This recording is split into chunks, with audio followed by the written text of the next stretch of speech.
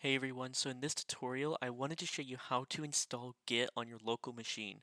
Now this tutorial is only for Windows, it will not work for Linux, Chrome OS, or Mac.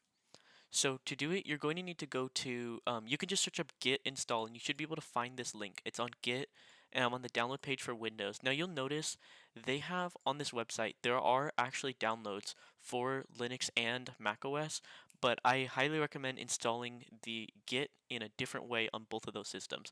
But if you're on Windows, this is the way I recommend doing it. So you can see right here, download for Windows. Now you almost certainly want the standalone 64-bit version. So I'm going to click that. I'm going to click open right here. And you can see I've already done this once. So my setup may look different, but I don't want to uninstall the software. But I'm hoping you'll be able to navigate through it.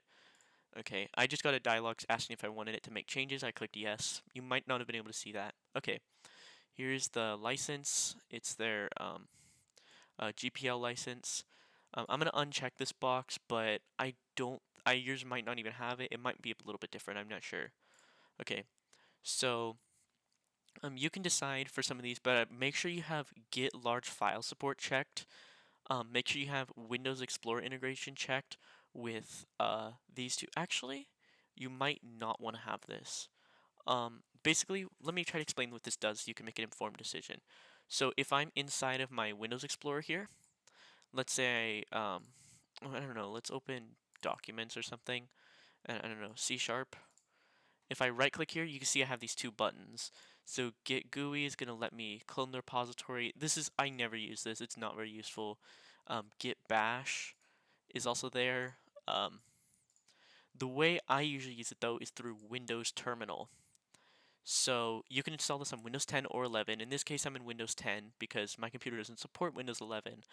But you can add the Git bash profile to Windows Terminal, and that is definitely my favorite way. I might actually remove the Explorer integration because then it will be on my thing right there. You can also check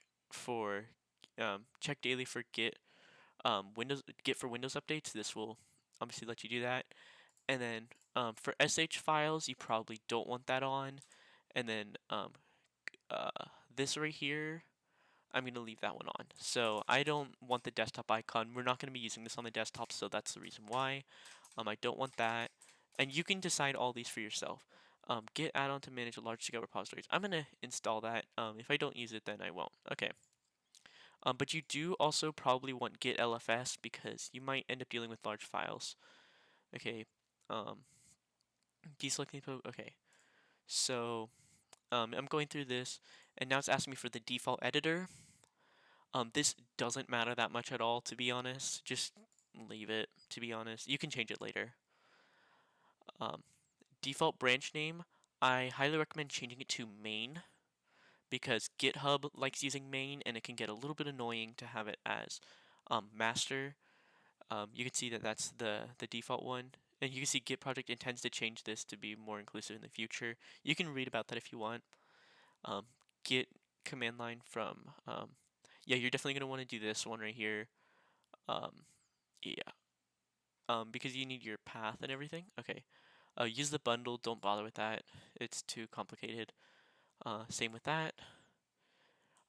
This one, check out Windows style, commit Unix style. Use Windows' default console window.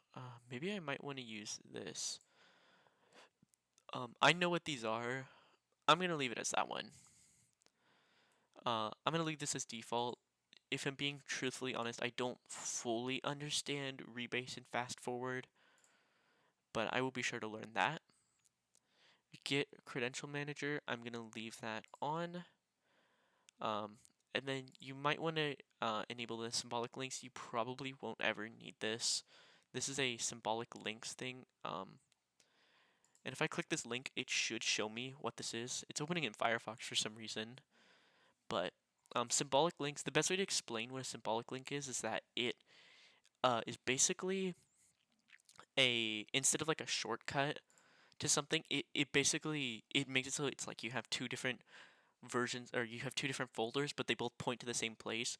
But the second folder is the first folder. Instead of being a shortcut to the first folder, it is the first one. So to the operating system, it thinks they're the same folder, or they point to the same place, but it thinks they're different folders, even though if you change something in one, it changes in the other. It's hard to explain exactly. You can read up on this if you would like to know more about that as well.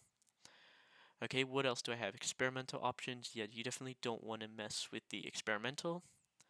And so now mine is removing the previous version and updating.